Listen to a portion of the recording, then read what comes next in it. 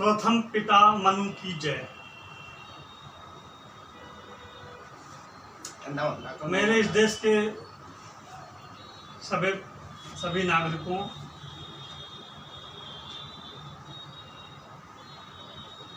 सवर्ण अथवा अवर्ण कोई भी हो, सभी को नमस्कार।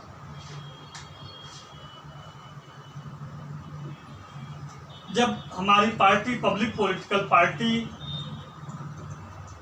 सवर्ण आयोग की मांग के लिए धरना देने की योजना बना रही थी, तो मेरे कई अवर्ण मित्रों और शुभचिंतकों ने मुझसे सवाल किया कि सवर्णों को आयोग की क्या जरूरत है।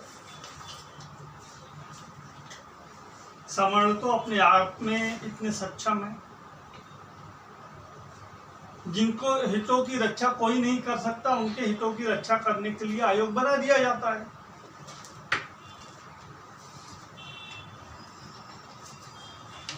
ST/SC आयोग है, उनके हितों की रक्षा कोई नहीं करता। अन्य पिछड़ा वर्ग आयोग है, उनके हितों की रक्षा कोई नहीं करता। अल्पसंख्यक आयोग है, उनके हितों की रक्षा कोई नहीं करता। उनके हितों की रक्षा के लिए ही तो ये आयोग बनाए गए हैं। सवर्णों को आयोग की क्या जरूरत है? बात तो सोचने वाली थी। उनका ऐसा सोचना इसलिए था क्योंकि सवर्णों की इतनी उपेक्षा हो चुकी है कि उनके भी हित होते हैं, ये किसी के दिमाग में ही नहीं आता। कोई पार्टी ये सोचती ही नहीं है कि सवर्णों के भी हित होते हैं, सवर्णों का भी शोषण किया जाता है। इसलिए सवर्ण आयोग की जरूरत ही नहीं। ब्राह्मणों का कोई अहित नहीं होता, ब्राह्मण तो अहित करते हैं।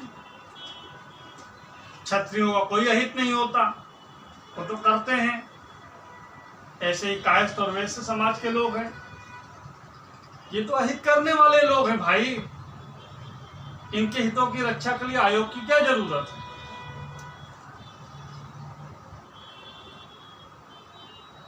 कहते हैं एक झूठ को 100 बार बोला जाए तो वो सच बन जाता है, और ये भी कहते हैं कि अगर झूठ को जोर से बोला जाए तब भी सच बन जाता है। ये ऐसा ही झूठ है कि ब्राह्मण, क्षत्रिय, कायस्थ और वैश्य समाज के लोग इस देश की उच्च जातियां हैं। ऐसा नहीं है, ये कभी रही होंगी उच्च जातियां, लेकिन आज के तारीख में, आज के परिवेश में ये जातियां सबसे ज्यादा दलित हैं। सबसे ज्यादा शोषण इन्हीं जातियों का हो रहा है। कभी कोई ST/SC का आदमी किसी सवर्ण पे झूठा आरोप लगा देता है, वो बेचारे की जांच बाद में होती है, पहले उसकी गिरफ्तारी हो जाती है।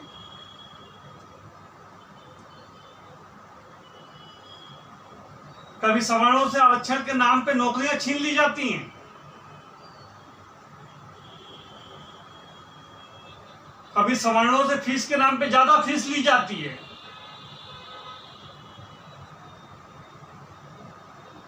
पहले छात्रवृत्ति दी जाती थी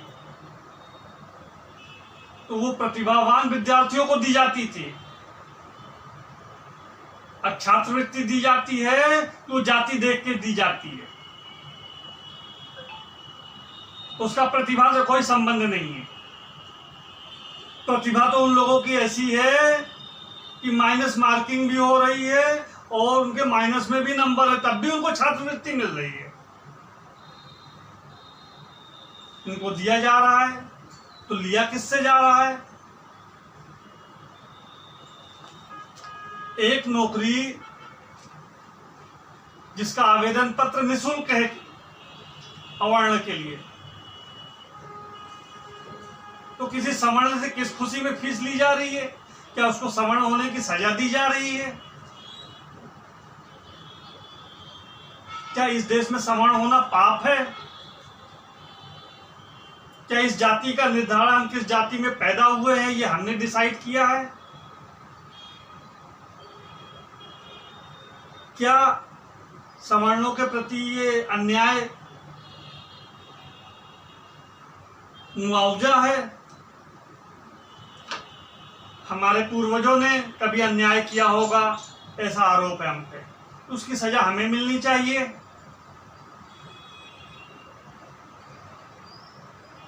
मीडिया अपने को स्वयंभू कमांडर है, अपने को लिखता है कि लोकतंत्र का चौथा स्तंभ है। न्यूज आती है महिला के साथ बलात्कार, उस न्यूज को बना देता है दलित महिला के साथ बलात्कार। अरे भैया, अपराध तो अपराध है, उसमें दलित वर्ड क्यों लगा रहे हो?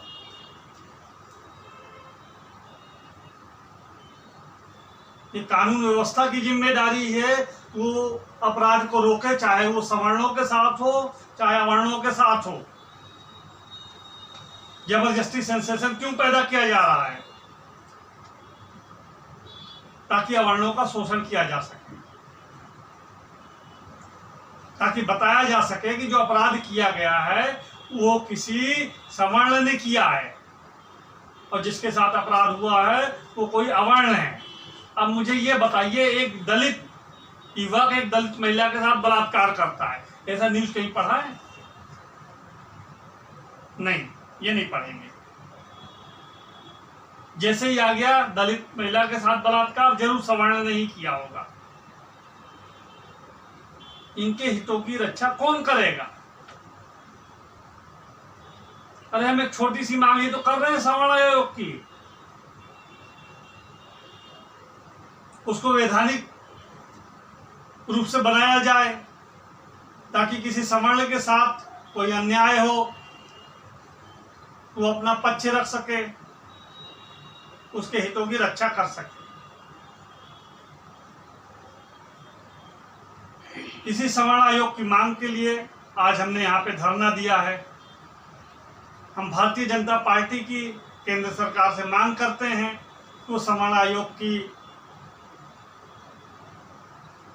आयोग का गठन करें और इसके सारे सदस्य सवर्ण ही होंगे। अगर भारतीय जनता पार्टी हमारी मांग को नहीं मानती है और राज्य की अलग अलग पार्टियां हमारी मांग को नहीं मानती हैं, इसका मतलब है वो सवर्ण हितैषी नहीं है। मैं जानता हूं कि केवल एक धरना देने से सवर्ण आयोग नहीं बन जाएगा, लेकिन मैं ये भी जानता हूं कि 10 चोटों में अगर पत्थर टूटता है तो 9 चोटें बेकार नहीं जाती। ये धरने का उद्देश्य मंजिल पाना नहीं है। एक धरना देने से अगर सवर्ण आयोग बन जाता, ऐसे बहुत सारे उद्देश्य पूरे हो जाते। हमें मंजिल मिले या ना मिले, लेकिन दूरियां जरूर कम होंगी। ऐसे ही धरने पब्लिक पॉलिटिकल पार्टी हर राज्य की राजधानियों में करेगी, 650 से ज्यादा जिलों में करेगी। और अगर आप वास्तव में चाहते हैं कि सवर्ण आयोग बने तो अपने क्षेत्र के विधायक के पास जाएं, सांसद के पास जाएं और उससे स्पष्ट रूप से पूछें कि सवर्ण आयोग बनना चाहिए कि नहीं बनना चाहिए। अगर वो कहता है सवर्ण आयोग नहीं बनना चाहिए तो आप अगली बार उसको वोट ना दें। ऐसा व्यक्ति सवर्णों का हितैषी नहीं हो सकता। ऐसे लोगों ने ही सवर्णों को, ब्राह्मण, क्षत्रिय, वैश्य और कायस्थ समाज के लोगों को 2ym दर्जे का नागरिक बना दिया है। सवर्णों ने जाति नहीं बनाई है, जाति बनाई है सरकार ने। हम जब सामाजिक रूप से किसी से मिलते हैं तो हम उसकी जाति नहीं पूछते हैं, लेकिन जैसे ही सरकार के पास जाते हैं किसी नौकरी के लिए, किसी शिक्षा के लिए, किसी लोन के लिए, किसी भी कार्य के लिए, तो वो हमारे नाम के बाद हमारी जाति ही पूछती है।